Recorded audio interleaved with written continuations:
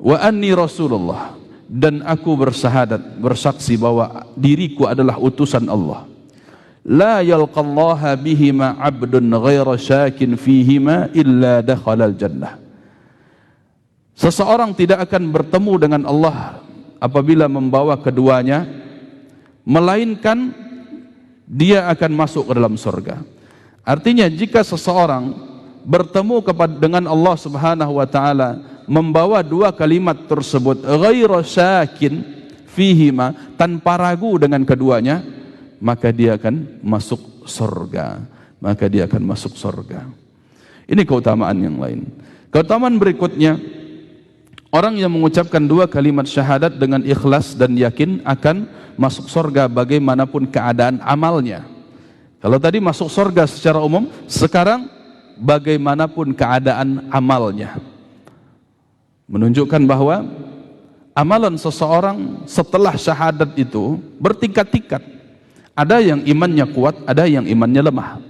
Ada amalannya banyak, ada yang sedikit. Ada yang kemudian terjatuh dalam dosa, maksiat-maksiat yang lain. Ada yang sempat bertobat darinya. Tetapi jamaah yang kami muliakan, apabila seseorang dalam keadaan dia meyakini dua kalimat syahadat tersebut, dia pun akan mendapatkan surga bagaimanapun keadaan amalnya. Karena Rasulullah SAW mengatakan, man syahida an la ilaha illallah wahdahu la syarikalah wa anna Muhammadan abduhu wa rasuluh. Siapapun yang bersyahadat bahwa tidak ada sesembahan yang berhak diibadahi dengan benar kecuali Allah, yang tidak ada sekutu baginya, dan bahwa Nabi Muhammad SAW adalah utusan Allah, wa anna Isa abdullah wa rasuluh, dan siapapun yang mengakui bahwa Nabi Isa hanyalah hamba Allah dan utusan Allah, wa kalimatuhu alqaha ila Maryam, dan siapapun yang mengakui bahwa Nabi Isa adalah kalimat Allah yang Allah berikan, yang Allah sampaikan kepada Maryam, wa ruhun minhu, dan ruh yang Allah berikan kepada Maryam, wal jannatu haqqun, siapapun yang meyakini bahwa surga itu adalah benar adanya, wan naru haqqun, dan neraka itu benar adanya, adkhalahullahu al-jannata ala ma kana minal amal, maka Allah Subhanahu wa taala pasti memasukkannya ke dalam surga bagaimanapun keadaan amalnya. Hadis ini sahih, dikeluarkan oleh Imam Muslim dari sahabat Abu Hurairah radhiyallahu taala anhu. Kemudian yang lainnya jamaah yang kami muliakan, orang yang mengucapkan dua kalimat syahadat dengan jujur dari hatinya, maka diharamkan masuk neraka. Ini faedahnya. Diharamkan masuk neraka. Ma min ahadin yashhadu an la ilaha illallah wa anna Muhammadan Rasulullah sidqan min qalbihi illa harramahu Allah 'alan nar. Tidaklah seorang bersaksi bahwa tidak ada sesembahan yang berhak diibadahi dengan benar selain Allah, dan bersaksi bahwa Muhammad adalah utusan Allah dengan jujur dari hatinya, melainkan Allah mengharamkannya masuk neraka. Artinya tadi dipastikan dia masuk surga, kemudian dia diharamkan juga oleh Allah Subhanahu wa taala masuk ke dalam neraka. Karena tidak ada tempat ketiga, sebagaimana yang dikatakan dalam akidah-akidah yang lain seperti Mu'tazilah dan yang lainnya menyebutkan ada tempat ketiga antara surga dan neraka. Ini suatu kebatilan dalam akidah dan kesesatan yang nyata. Jamaah yang kami muliakan, di antara faedah yang lain yang kita ringkas saja di sini, yaitu kalimat la ilaha illallah adalah kalimat yang paling tinggi. Kalimat yang paling tinggi dan kalimat yang baik. Wa kalimatullahi iyal ulya, kata Allah dalam surat At-Taubah ayat 40. Dan kalimat Allah itu adalah kalimat yang tinggi. Begitu juga Allah bahasakan sebagai mathalan kalimatan tayyibah kasajaratin tayyibah asluha thabitun wa far'uha fis sama. Kalimat la ilaha illallah ini sebagai kalimat yang tayyib, kalimat yang baik, yang menyerupakan pohon yang baik, akarnya kuat kokoh di dalam tanah, adapun cabang-cabangnya bisa menjulang tinggi ke arah langit. Dan ia pun kalimat yang teguh, yang dengan kalimat tersebut Allah memberikan petunjuk kepada hamba. Allah memberikan hidayah kepada seorang hamba dengan memahami kalimat syahadat la ilaha illallah tersebut. Kemudian juga ia adalah perjanjian antara Allah dengan hamba. Begitu juga kalimat syahadat adalah kalimat taqwa. Kemudian di antara faedahnya ia adalah kalimat yang kekal yang ditinggalkan oleh Nabi Ibrahim alaihi salatu wassalam kepada anak cucu beliau. Dan kemudian kalimat la ilaha illallah adalah kalimat dakwah yang hak. Dia pula adalah kalimat yang adil, dan kalimat tauhid adalah sebab seorang mencegah seseorang kekal dari api neraka dan membuat seseorang berhak masuk surga sebagaimana yang tadi sudah kita singgung. Dan dia adalah kewajiban pertama kali yang dibebankan kepada seorang muslim. Untuk masuk Islam harus pertama sekali mereka menyebutkan kalimat syahadat ini. Kemudian dia adalah cabang keimanan yang tertinggi. Fa afdaluha qaulu la ilaha illallah. Kalimat yang paling afdal, keimanan yang paling afdal adalah kalimat la ilaha illallah. Kemudian jamaah yang kami muliakan, kami cintai karena Allah Subhanahu wa taala, untuk yang berikutnya silakan nanti dibaca saja bagi seluruh jamaah yang mudah-mudahan seluruhnya memiliki buku sehingga dituntaskan dalam bab yang ketiga ini. Ini secara umum faedah-faedah besar yang terdapat dari kalimat syahadat. Adapun untuk memahaminya agar kita lebih detail dalam memahami kalimat tauhid ini, perlu kita paham makna rukun dan syarat kalimat tersebut. Ini diantara kunci pemahamannya. Ada rukunnya. Kalau rukunnya tadi adalah an-nafy wal itsbat, menafikan atau mengingkari seluruh sesembahan, yang itsbat yaitu menetapkan hanya Allah yang berhak disembah. Ini rukunnya sudah kita bahas. Adapun syarat-syaratnya ini disebutkan oleh para ulama, diantaranya adalah Imam Ibnu Katsir, tidak berhak seorang hamba dijadikan sesembahan dan tidak pantas menunjukkan ibadah kecuali kepada Allah Subhanahu wa taala, dan tentu dengan syarat-syarat yang telah disebutkan oleh Allah Subhanahu wa taala dan Rasulullah sallallahu alaihi wasallam. Di antara syarat-syarat yang perlu kita pahami jamaah yang kami muliakan, yang pertama adalah al-ilmu, yaitu mengetahui, memahami dengan baik apa makna kalimat syahadat la ilaha illallah tersebut. Mengetahui, karena Allah katakan fa'lam annahu la ilaha illallah, maka ilmuilah, maka ketahuilah bahwa sesungguhnya tidak ada sesembahan yang berhak diibadahi selain Allah. Harus kita ilmui dulu, maka konsekuensinya kita harus belajar tauhid dan belajar membedakan mana tauhid dan mana syirik.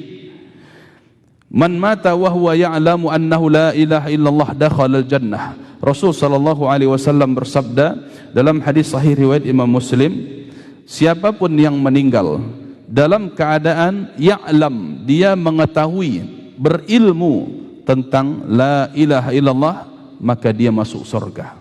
Ini syarat pertama, harus dengan ilmu, harus dengan mengetahui makna la ilaha illallah tersebut. Ya, seperti yang kita sampaikan tadi, kalau seseorang tidak mengetahui apa maknanya, apa bedanya dia dengan orang yang mengigau? Apa bedanya ia dengan burung-burung yang bisa berbicara, yang menirukan suara manusia? Apa pula bedanya dia dengan media-media telekomunikasi sekarang, media-media atau gadget sekarang yang bisa merekam, yang bisa menirukan bahasa seseorang, menyimpan audio seseorang, dan dia pun bisa mengucapkan kalimat tersebut dengan rekaman. Itu akan tetapi dia tidak mengilmuinya karena hanya sebuah benda. Dia tidak berakal karena hanya sebuah benda, dan menunjukkan ia tidak memahaminya. Dan bukan berarti handphone kita yang merekam kalimat syahadat kemudian disetel ulang apakah handphone kita masuk Islam. Tidak, karena tidak memenuhi syarat-syaratnya. Dia tidak mengilmuinya, karena dia bukanlah seorang manusia dan dia bukanlah zat atau makhluk yang berakal. Jamaah yang kami muliakan, setelah syarat pertama yaitu ilmu, syarat kedua adalah al-yaqin, yaitu meyakini. Meyakini dengan benar kalimat syahadat tersebut. Meyakini di sini artinya tanpa keraguan. Karena Nabi sallallahu alaihi wasallam tadi katakan ghairu syakin fihima, tanpa keraguan dalam kalimat tauhid tadi. Dia tidak ragu bahwa hanya Allah yang berhak diibadahi. Dia tidak ragu, iyyaka na'budu wa iyyaka nasta'in, hanya kepada Engkau ya Allah kami beribadah, dan hanya kepada Engkau kami memohon pertolongan. Dia tidak ragu dengan kalimat itu. Baru ini menjadi syaratnya. Baru dia bisa dikatakan telah menunaikan syarat kedua, yaitu al-yaqin. Kemudian juga Syarat yang ketiga adalah al-qabul, menerima secara mutlak. Menerimanya secara mutlak, tanpa pengingkaran, tanpa penolakan, dan tanpa kesombongan sedikit pun. Nah, dia harus terima. Karena konsekuensinya kalau kita ragu, ya, sudahlah tidak yakin, kemudian kita tolak. Ini seperti orang-orang yang katakan oleh Allah Subhanahu wa taala, innahum kanu idza qila lahum la ilaha illallah yastakbirun. Orang-orang kafir yang ketika disuruh oleh Nabi sallallahu alaihi wasallam mengucapkan la ilaha illallah, mereka yastakbirun, sombong, menolaknya. Wa yaqulun a inna latariku alihatina li sya'irin majnun. Mereka pun mengatakan, apakah dengan mengucapkan kalimat ini kami justru harus meninggalkan Tuhan kami yang banyak ini demi seorang syair, seorang penyair yang gila ini, kata mereka. Mereka katakan Nabi SAW sebagai penyair yang gila. Karena mereka menolaknya. Mereka tahu artinya, mereka tahu maknanya, mereka meyakini apa yang ada di dalam kalimat tersebut, tetapi mereka tolak. Karena konsekuensinya jelas. Kalau mereka ucapkan kalimat la ilaha illallah, berarti mereka harus tinggalkan seluruh hal-hal yang berbau kesyirikan. Begitu pula jamaah yang kami muliakan, kita yang hadir pada kesempatan siang hari ini harus mengetahui apa yang ada di dalam kalimat tersebut sebagai makna kita yakini dan tidak kita tolak sedikit pun, yaitu kita menerima konsekuensinya. Berarti mulai hari ini dan seterusnya kita jaga diri kita dengan kalimat ini, jangan sampai ada noda-noda syirik yang kita lakukan, jangan sampai ada keyakinan-keyakinan syirik yang menyimpang dalam diri kita, walaupun sebatas mitos, katanya dan katanya. Banyak orang-orang jamaah yang kami muliakan mengakui, menganggap atau menyebutkan tentang suatu mitos, dia yakini atau dia menganggap mitos tersebut membawa efek tertentu kepada seseorang. Contohnya, kalaulah barale lo suku jamba kau halah kau hujan luari, apa hubungannya? Ini mitos, ya. Nikahnya antara suku dengan suku yang lain itu tidak bisa membuat hujan turun, karena yang membuat hujan turun itu adalah Allah Subhanahu wa taala. Kalau orang berkeyakinan bahwa pernikahan inilah yang membuat turunnya hujan, dia termasuk ke dalam kesyirikan. Ini yang menjadi hal yang berbahaya, artinya bisa ya mengikis sedikit demi sedikit syahadat la ilaha illallah kita, karena kita tidak qabul, tidak menerima dengan mutlak, tidak menerima dengan mutlak. Termasuk orang-orang yang mendatangi para dukun. Mereka datang kepada dukun meminta, bertanya, meminta pertolongan, meminta obat dan sebagainya, menunjukkan dia belum menerima kalimat syahadat tersebut. Dia belum menerima secara yakin bahwa hanya Allah lah sebagai zat yang kita boleh meminta pertolongan kepadanya. Wa iyyaka nasta'in. Kenapa justru meminta pertolongan kepada bangsa jin, kepada para dukun? Yang ini menyebabkan jemaah yang kami muliakan, seseorang belum memenuhi syarat yang ketiga, yaitu qabul, menerima kalimat tauhid tersebut.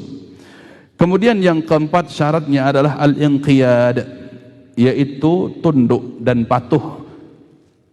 Tunduk dan patuh dengan konsekuensi, dengan makna syahadat la ilaha illallah tadi.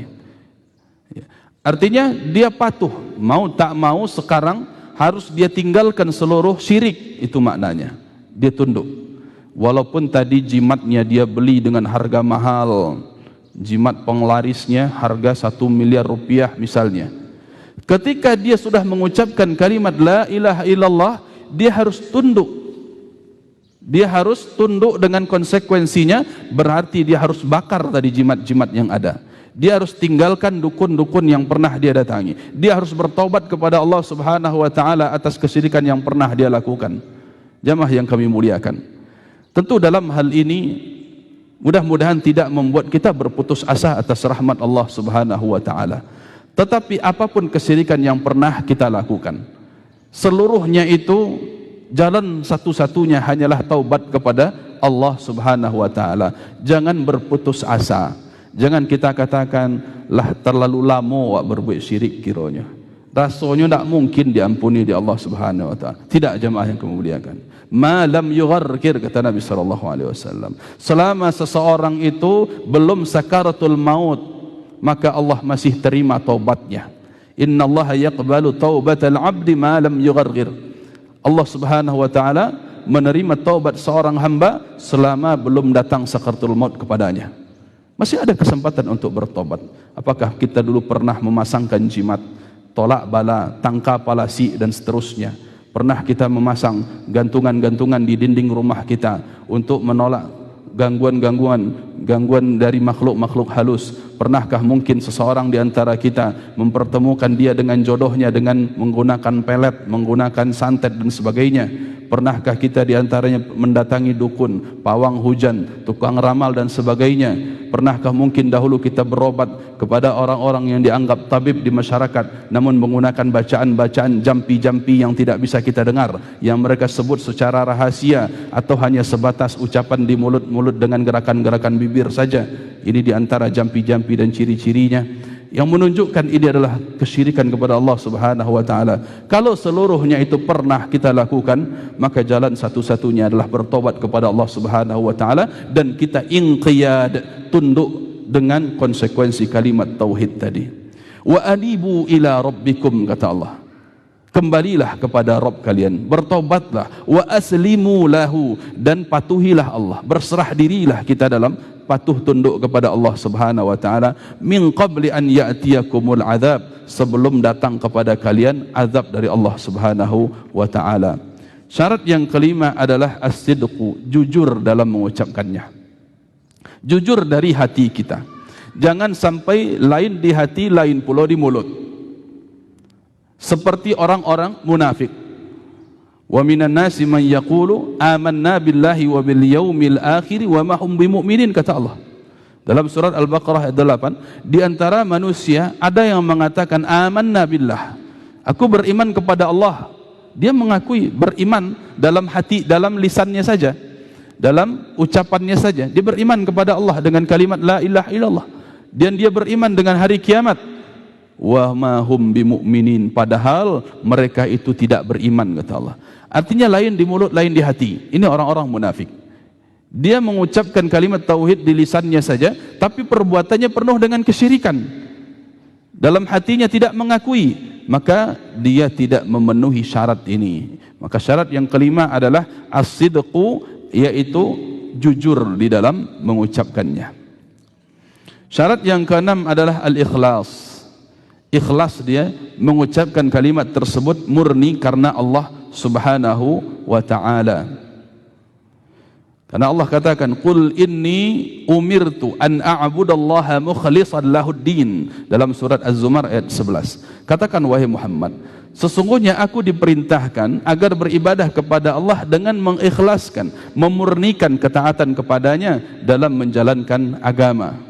Ini syarat yang keenam. Ada ikhlas, betul-betul dia lakukan karena Allah Subhanahu wa ta'ala, bukan karena dia menginginkan hal yang lain, seperti orang-orang yang pura-pura masuk Islam karena tertarik dengan wanita muslimah. Dia suka dengan wanita tersebut padahal dia seorang yang kafir. Lalu dia ucapkan kalimat la ilaha illallah Muhammadar Rasulullah, dia bersyahadat bahkan secara resmi, namun tidak ikhlas. Dia tidak lakukan karena Allah, tetapi hanya karena menginginkan seorang wanita muslimah tersebut, yang akhirnya setelah dia ucapkan, setelah dia masuk Islam, kembali lagi dia murtad karena sudah menikahi wanita tersebut. Ini tidak sah syahadatnya, ini tidak benar kalimat la ilaha illallahnya, maka tidak memenuhi syarat yang keenam, yaitu ikhlas. Adapun syarat yang ketujuh adalah al-mahabbah. Al-mahabbah yaitu cinta. Cinta dengan kalimat tauhid ini, cinta dengan kalimat la ilaha illallah dan apa-apa yang ditunjukkan atasnya. Cinta kita dengan tauhid menunjukkan kita harus benci dan tidak suka kepada perbuatan syirik. Harus kita lakukan itu. Karena orang-orang yang beriman, walladzina amanu asyaddu hubban lillah. Orang-orang yang beriman ciri-cirinya mereka besar cintanya kepada Allah Subhanahu wa taala. Ya. Yang kedelapan syaratnya adalah mengingkari sesembahan selain Allah. Ini syaratnya. Mengingkari sesembahan selain Allah. Man qala la ilaha illallah wa kafara bima yu'badu min dunillah haruma maluhu wa damuhu wa hisabuhu 'ala Allah azza wa jalla. Dalam sebuah hadis yang sahih dikeluarkan oleh Imam Bukhari dan Imam Muslim. Imam Muslim kemudian juga dari Abu Malik dan dari ayahnya radhiyallahu anhuma, bahwa Rasulullah sallallahu alaihi wasallam bersabda, siapa yang mengucapkan kalimat la ilaha illallah wa kafara bima yu'badu min dunillah, dan dia mengingkari apa yang disembah selain Allah, dia ingkari seluruh Tuhan yang disembah selain Allah, haruma maluhu wa damuhu, maka dengan demikian haramlah hartanya untuk dirampas dan haramlah darahnya untuk ditumpahkan. Wa hisabuhu 'ala Allah, dan hisabnya diserahkan, perhitungan amalnya diserahkan kepada Allah Subhanahu wa taala. Sehingga dengan demikian jemaah yang kami muliakan, tinggal kita bagaimana merealisasikan kalimat tauhid ini, bagaimana membuktikan kalimat tauhid ini penuh dengan keyakinan, penuh dengan ketaatan, dan penuh dengan konsekuensi besar. Kita tinggalkan seluruh bentuk-bentuk kesyirikan, yang ini pun insyaallah akan kita bahas pada bab 5 di pertemuan berikutnya insyaallah taala. Sampai di sini jemaah yang kami muliakan, mencintai Allah Subhanahu wa taala. Jika ada pertanyaan, kita akan bahas insyaallah sampai waktu yang ditetapkan insyaallah.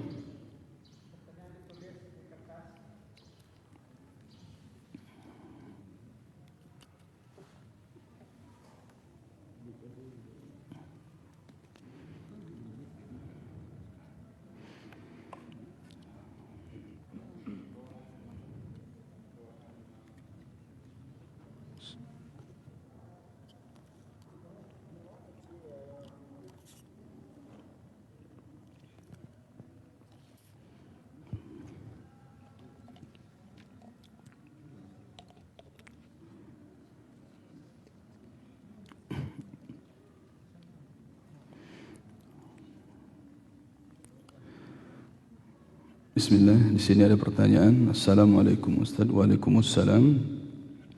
Bolehkah menuntut ilmu agama tanpa seizin suami? Barakallahu fikum.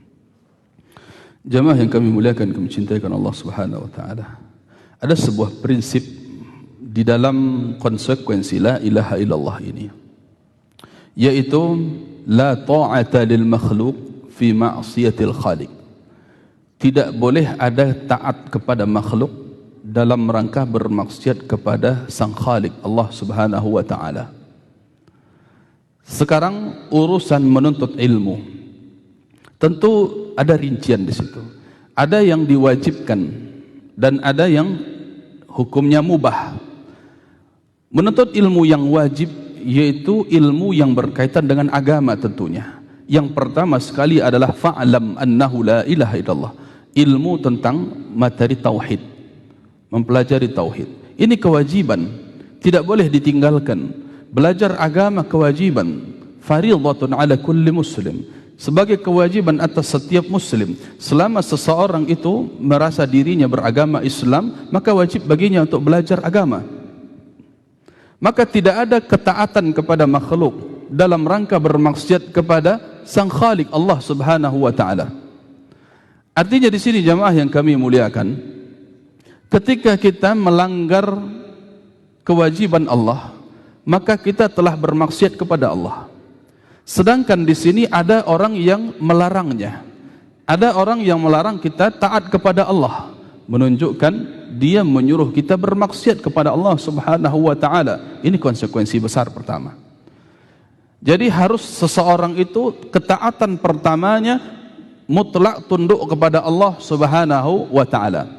Adapun taat kepada yang lain, taat kepada suami, itu dalam rangka taat kepada Allah Subhanahu wa taala. Kalau disuruh hal yang wajib secara syariat, suami pun mewajibkan, maka wajib kita tunduk, tidak ada alasan.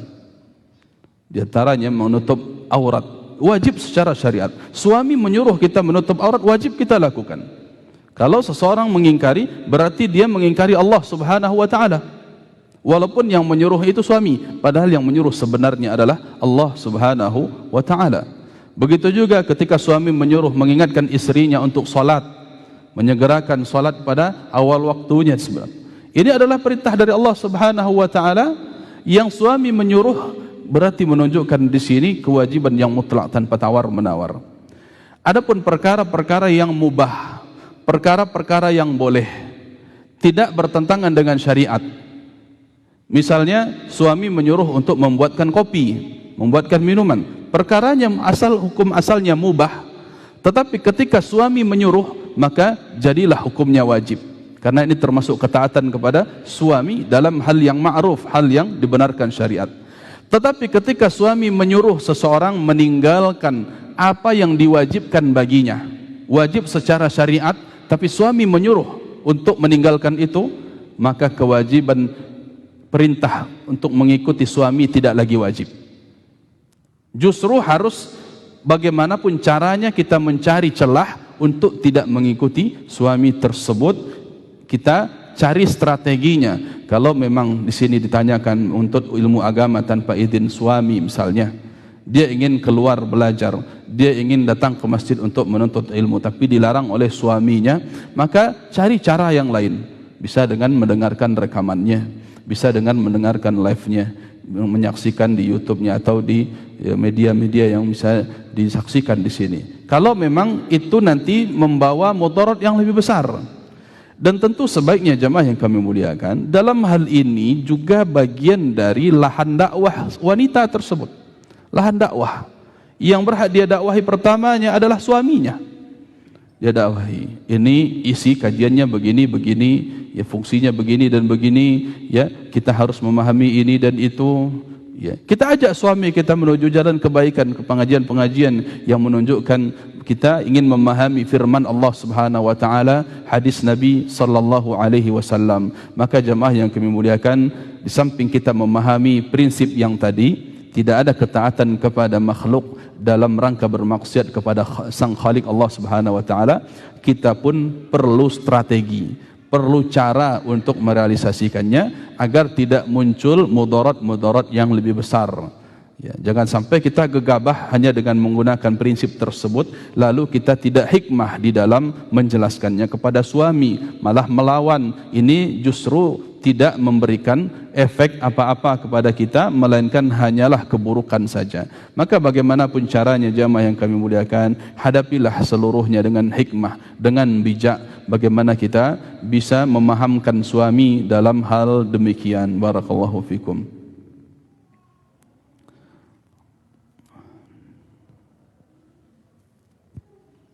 Assalamualaikum Ustaz. Waalaikumsalam. Apa yang bisa kita ambil hikmah dari pernikahan Nabi sallallahu alaihi wasallam meskipun perbedaan umur? Barakallahu fikum. Ya. Masalah perbedaan umur dalam pernikahan ini bukan sebuah masalah sebenarnya jemaah. Ya. Yang penting dalam pernikahan itu bukan beda umur, tapi beda kelamin. Itu yang harus. Ya, bukan masalah beda umurnya, tapi harus beda kelamin. Ya. Karena masalah umur jemaah yang kami muliakan, mencintai karena Allah Subhanahu wa taala, hikmahnya besar sekali. Yang di situ menunjukkan kebolehan, yang di situ menunjukkan hal yang halal dilakukan. Lihat perbedaan umur dalam satu riwayat antara Nabi sallallahu alaihi wasallam pertama dengan Khadijah. Nabi sallallahu alaihi wasallam dalam sebuah riwayat dikatakan berumur berapa? 25 tahun, sedangkan Khadijah 40 tahun. Lebih muda Nabi SAW jauh dari Khadijah. Ini menunjukkan boleh kita menikahi wanita demikian. Ya. Begitu juga Nabi SAW pernah menikahi wanita yang masih kecil, Aisyah radhiyallahu taala anha. Ini pun menunjukkan kebolehannya, dan ini menunjukkan hikmah bahwa wanita, ya Aisyah ketika itu berumur 6 tahun, ya itu bukan lagi anak-anak. Itu bukan lagi anak-anak, tetapi bagaimana dia sudah menjadi wanita ajnabiyah yang tidak boleh disentuh oleh laki-laki manapun yang bukan mahram baginya. Ini antara hikmahnya. Kalau kini jemaah yang kami muliakan, mohon maaf banyak guru-guru SD laki-laki hanya pacik saya anak-anak badusi yang umurnya adalah di atas 6 tahun ni kan, murid-muridnya. Padahal itu layak nikah itu. Kalau dalam syariat, berarti itu menunjukkan wanita ajnabiyah, bukan anak-anak lagi yang boleh bersalam-salaman dengan guru laki-lakinya. Ya, dia bukan mahram di situ. Dia bukan wanita yang boleh disentuh. Tidak seperti sabi, ya, wanita kecil yang masih, ya, sabi, wanita kecil yang digendong oleh Nabi SAW dalam pangkuan beliau, yang ketika itu, ya, pernah digendong, dibawa oleh sahabiat yang lain, digendong oleh Nabi SAW. Itu anak kecil, tidak ada masalah. Tetapi ketika dia sudah tumbuh, ya, kalau dalam riwayat ini 6 tahun, Aisyah radhiyallahu taala anha, ini hikmahnya bahwa beliau itu bukan lagi termasuk wanita seperti wanita anak-anak yang lainnya yang seenaknya disentuh oleh laki-laki yang bukan mahram baginya. Ini diantara hikmahnya. Dan tentunya jemaah yang kami muliakan, untuk Nabi SAW, beliau barulah satu rumah dengan Aisyah radhiyallahu taala anha ketika beliau sudah baligh, ketika beliau sudah haid. Masa haidnya ketika itu umur 9 tahun. Wallahu taala a'lam.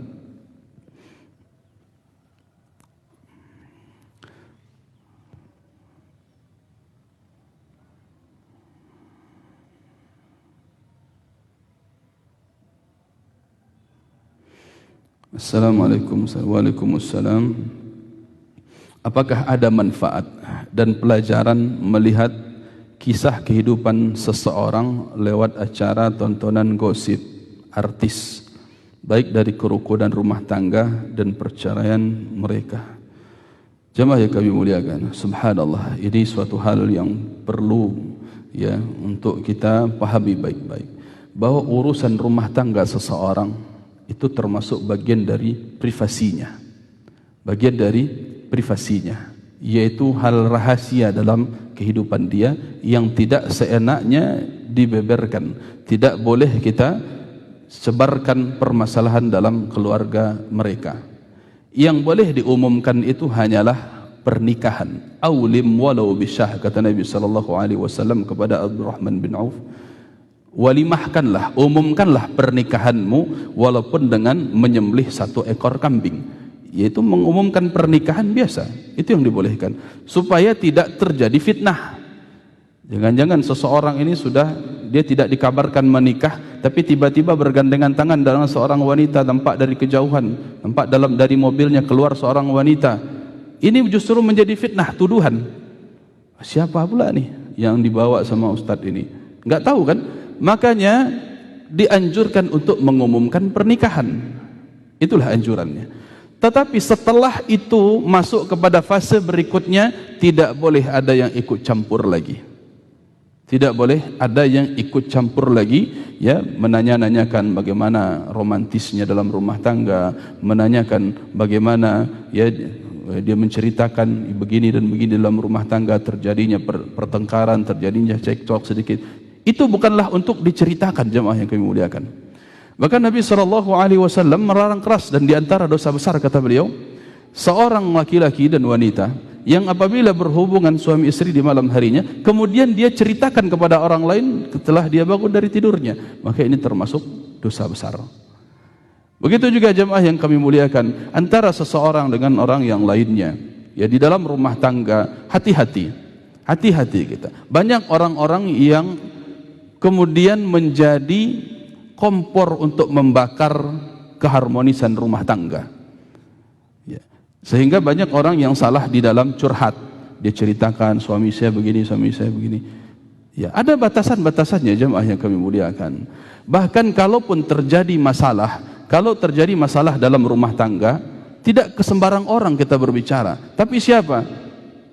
Ya, kepada hakaman min ahlihi wa hakaman min ahliha. Ada seorang yang bijaksana yang bisa yang memberikan manfaat dan memberikan solusi dalam permasalahan kita dalam rumah tangga. Ada hakim dalamnya, yaitu wali yang utama. Siapa dulu wali nikah kita? Laporkan. Kalau wanita, siapa wali kita? Laporkan. Dulu sekarang saya ada masalah begini dan begitu. Ya, misalnya kepada ayah kita, saya ada masalah dengan suami, begini dan begitu, begini dan begitu. Ceritakan. Kalau walinya adalah kakak kandungnya atau laki-laki sebagai ayah kakak kandungnya, maka ceritakan, saya begini dan begitu, ada begini dan begitu. Tujuannya apa? Mendamaikan. In yurida islahan yuwaffiqillahu bainahuma. Kalau keduanya menginginkan islah, menginginkan kebaikan, maka Allah berikan taufik pada keduanya tersebut. Ini menunjukkan jamaah yang kami muliakan, dalam urusan rumah tangga, bagaimanapun sakitnya kehidupan dalam rumah tangga, beratnya kehidupan, beratnya masalah yang dihadapi, ada orang-orang kepercayaan kita yang bagian dari keluarga kita dan orang-orang dekat kita, merekalah seharusnya yang lebih tahu. Merekalah yang harus tahu tentang kehidupan kita yang sedang merasa ada masalah dalam keluarga. Kalau masalah-masalah ringan misalnya, tidak perlu kita ceritakan, ya sudah, tidak usah diceritakan. Kalau masalahnya ringan bisa kita selesaikan sendiri. Misalnya hanya masalah telat masak saja, suami marah, hanya sebatas sesaat itu saja bisa diredam masalahnya. Alhamdulillah, tidak ada masalah. Tidak perlu diumbarkan keluar, tidak perlu dicatat, ditulis kesalahan-kesalahan suami. Begitu juga istri, kesalahan-kesalahan istri tidak perlu ditulis, kemudian dijadikan dendam yang akan dibocorkan nantinya, akan dijadikan bumerang nantinya, yang akan diungkap sesuatu ibarat bom waktu dan sebagainya. Selesaikan. Ya, maafkan mereka apabila terjadi permasalahan. Sehingga jamaah yang kami muliakan, intinya dalam permasalahan ini, rumah tangga kita bukan hal yang untuk disebar-sebarkan kepada masyarakat luas. Ya. Masalah dalam keluarga kita, baik senang ataupun susahnya, baik bahagia ataupun sedihnya, itu adalah konsumsi kita. Kita hadapi dan kita bersyukur kepada Allah Subhanahu wa taala atas apa yang Allah berikan berupa keluarga. Bukan dijadikan untuk tontonan. Apalagi kita melihat keluarga-keluarga lain, ini tak perlu. Ya, justru akan merusak kita, merusak hati kita. Ya, minimal orang yang biasa nonton gosip ini, dia akan nuntut banyak ke suami. Lihat itu, artis itu sudah punya ini, punya itu, punya ini, punya itu. Bilolah bangka magi hambo itu. Itu yang tampak karena dia lihat dari kehidupan orang. Ya, kemudian dia lihat ada permasalahan dalam rumah tangga orang, istri seseorang ini artis misalnya bertengkar dengan suaminya, malah istrinya yang lebih vokal, lebih mempertahankan ini dan itu. Akhirnya berefek kepada keluarga juga. Alah mulai lo pandai bini melawan di rumah. Batu, alah pandai lo nya mencari artisku melawan ke lakinya. Itu efeknya jamaah yang kami muliakan, dan begitu juga efek-efek yang lainnya yang dampaknya jauh lebih besar daripada maslahatnya, dan justru maslahatnya tidak ada sama sekali dari apa-apa yang kita ingin tahu kan tentang kehidupan rumah tangga orang. Kita masing-masing ada urusan dengan rumah tangga yang perlu kita selesaikan. Maka terbaik dalam urusan rumah tangga ini adalah bagaimana kita bisa sama-sama dalam keluarga itu menuntut ilmu agama, agar kita sama-sama hadir ke kajian majelis ilmu belajar agama, agar kita semakin tunduk kepada Allah Subhanahu wa taala di dalam mengambil nasihat dari Al-Qur'an dan sunnah Rasulullah sallallahu alaihi wasallam. Assalamualaikum Ustaz, apakah mengurangi tawakal ketika seseorang mengambil nasihat dari dokter? Syukran. Waalaikumsalam. Jamaah yang kami muliakan, di dalam kita bertawakal, Nabi sallallahu alaihi wasallam menyebutkan bahwa kita harus mengambil sebab. Lau yatawakkalu ahadukum haqqa tawakkulin la asbaha kat-tayr yaghdu khimasan wa yarahu bitanan. Kalau kama qala sallallahu alaihi wasallam, kalau seseorang itu betul-betul bertawakal, maka dia akan ibaratnya seekor burung yang pergi pagi mencari makan, pulang sore dalam perut keadaan sudah kenyang. Ini menunjukkan kalau benar-benar seseorang bertawakal, berarti ia harus ambil usaha dulu, harus ambil sebab dulu, harus mencari sebab apa yang bisa mendatangkan kesuksesan dia, termasuk di dalam hal penyakit. Maka Nabi SAW suruh kita tadawu, kata beliau, berobatlah kalian, berobatlah. menunjukkan di sini yang menyembuhkan betul Allah Subhanahu wa taala, tapi kita harus berbuat menuju kesembuhan itu. Harus berbuat menuju kesembuhan, yaitu dengan cara berobat. Maka ketika seseorang mengambil nasihat dari dokter, itu bukan berarti menghilangkan tawakal dia kepada Allah Subhanahu wa taala. Yang menghilangkan tawakal itu ketika dia bergantung kepada nasihat dokter tersebut.